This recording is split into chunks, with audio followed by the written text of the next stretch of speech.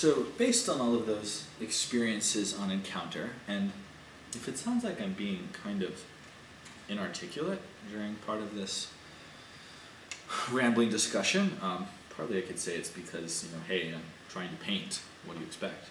But also, a number of us had this reaction that it was hard to respond. People who we knew that knew we'd gone on the trip, were like, tell us about it, what did you learn, what are you feeling, what's your response? And it was hard sometimes to really put exactly in words what the experience had been like. And I think it's a situation that in many ways defies any sort of simple characterization or simple explanation. At one point someone said, if you're not confused, then you're not delving into it enough. And so certainly that was one of the things that came out of this experience was, hey, this is really confusing and really unclear at times. And so that came out as well. But I certainly had this reaction where I don't like what Israel and this conflict is doing to the people who live here, and the way it's impacting Israelis, and the way it's impacting Palestinians, and kind of what it does to the idea of Judaism as a civilization or culture or religion. However you want to define Judaism. I don't particularly like to call it religion because I'm not religious. I'm not really a fan of religion. But whatever Judaism is, I feel like Israel has positive impacts on what we would describe Judaism as, and it has some negative impacts, and it should be our goal to try and increase those positive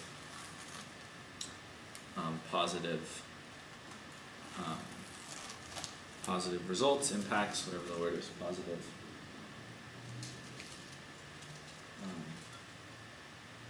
Did I not get enough sleep last night? Why can't I think of what I want to say?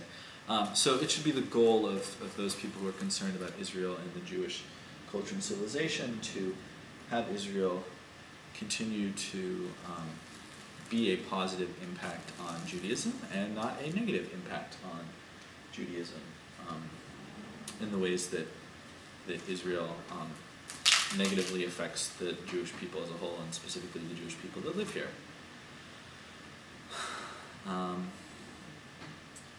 Oh shoot. I just pulled off this tape, whereas in reality I am going to need to continue to cite along one of these lines that I drew. One moment. This is where my inability to plan ahead has a negative impact. So let's do one of these. One moment.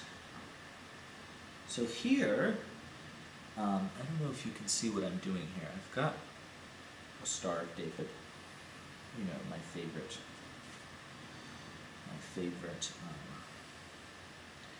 artistic representation at the moment that I like to work with. Very evocative, very clear for people what I'm going for, blah, blah, blah. Anyway, so I've got a Star of David, and I've left the area out for what would be Gaza and the West Bank. And so that is going to be done in red paint, and it's going to be dripping, and hopefully it's going to look like blood.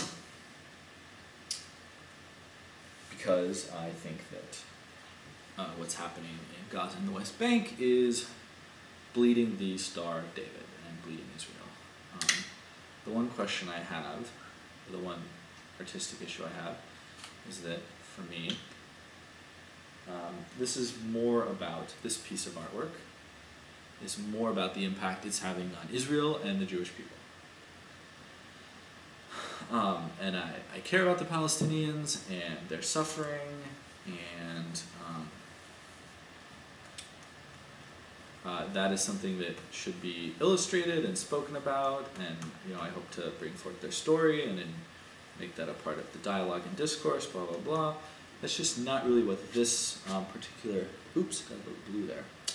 So messy sometimes. That's not what this particular piece of artwork is about, which is a bit of a concern because I think it might be easy to see this when I'm done and think, you know, oh, this is about how the Palestinians are suffering, which is true, but which is not the point that I'm trying to make with this specific piece of artwork.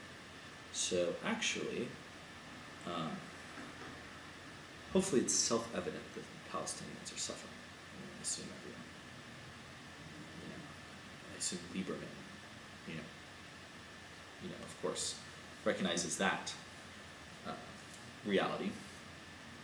So I'm trying to figure out how to highlight that, you know, my larger concern is the impact that an occupation and a wall and wars and settlements and settlers is having on Israel and the Israelis. So my thought was that I would add a little Jewish blood to this piece of artwork because this is about Israel and Israelis bleeding. And I just got my new pocket knife recently. It was brought to me in America. And I'm trying to decide if I have the courage to cut myself and bleed a little bit on this particular piece of artwork. And certainly as far as kind of the symbolic meaning of the piece, that is an important part of it.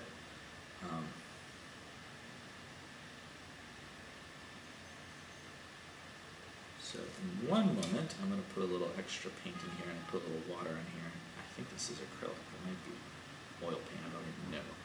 Now I'm going to tip this up real quick and let it drip down a little bit to illustrate that it's blood and that it's bleeding. So, one moment.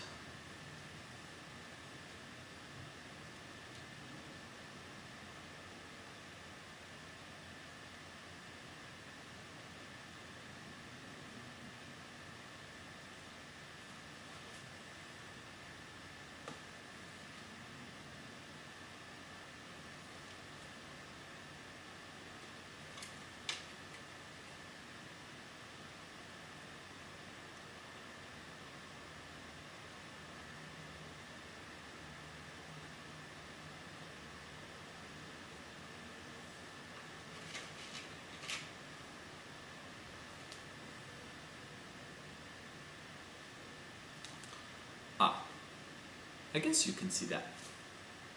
I'm not going to say perfect, because nothing's ever perfect, but it turned out basically how I wanted it to. Now I have trusty Leatherman Micro. I just look like a drop of blood. I don't know where, what's the best place to get a drop of blood? Pinky? Thumb? I know in professional wrestling, they had razor blades. This is probably older practice. I don't know if they're still doing this. They had razor blades in their fists and slash each other's foreheads because you bleed a lot from your forehead. I don't think that sounds crazy. So this knife is actually kind of dull, and I don't want to like hack at myself for a while. I haven't cut myself all the time, but never on purpose. It's weird to do it on purpose.